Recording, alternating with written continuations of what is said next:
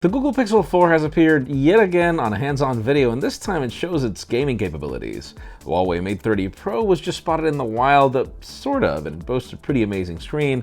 And we know it's early, but we already have the alleged color options and possible launch date of the Galaxy S11. I'm Jaime Rivera, and we're not on Friday yet, but it's been such a crazy week that I already feel like celebrating. This is Pocketnow Daily.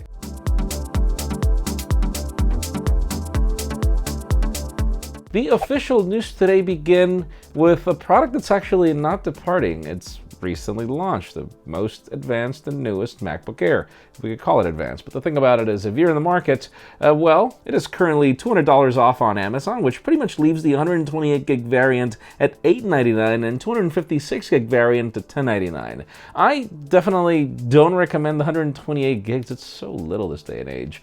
It makes the other one more compelling, so you can learn more about everything in the description. Now let's talk about Motorola. If you saw the video that we posted this morning, we had some time with the One Zoom back at IFA in Berlin, but that's not it. The Moto continues working on designs that are already popular somewhere else. This time there are more leaks from XDA developers of a phone with a pop-up camera. We have two separate images that show off the phone.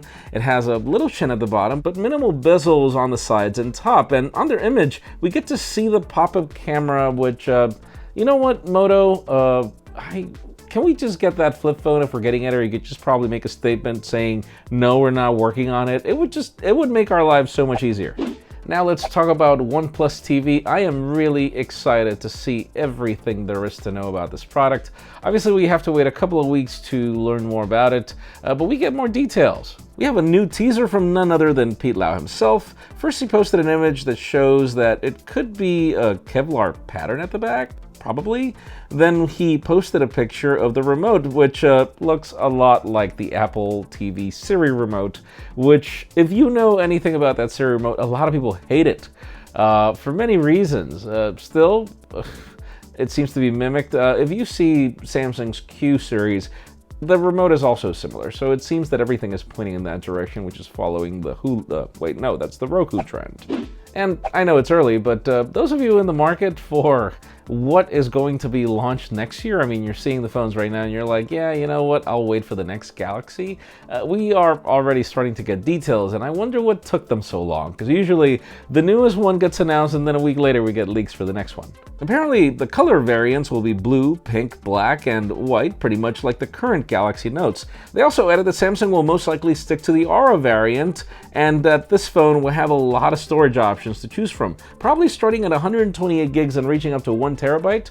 But I hope that's not the case, because right now the Galaxy Note starts at 256, and it's not like if there's a significant price difference. Now let's move the spotlight over to the Huawei Mate30 Pro. We are close to the event. We will be covering it.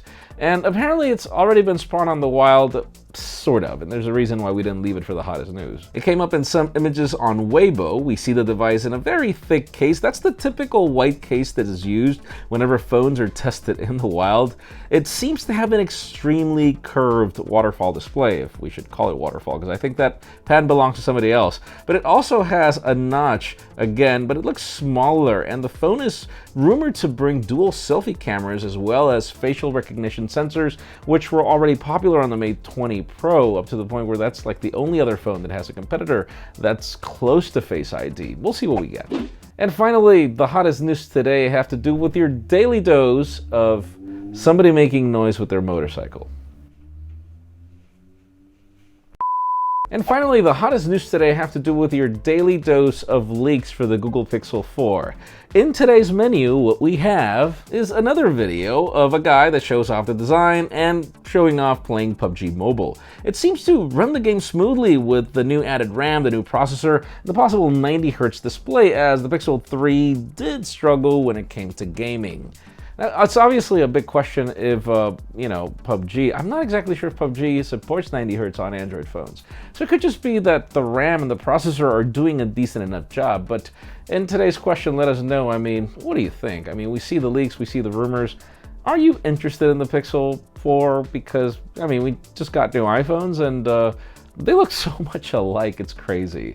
In my case, I care about pixels. I care about pixels a lot for what they represent and what they stand for, so I am looking forward to it. But we would love to know what you think in the comments down below.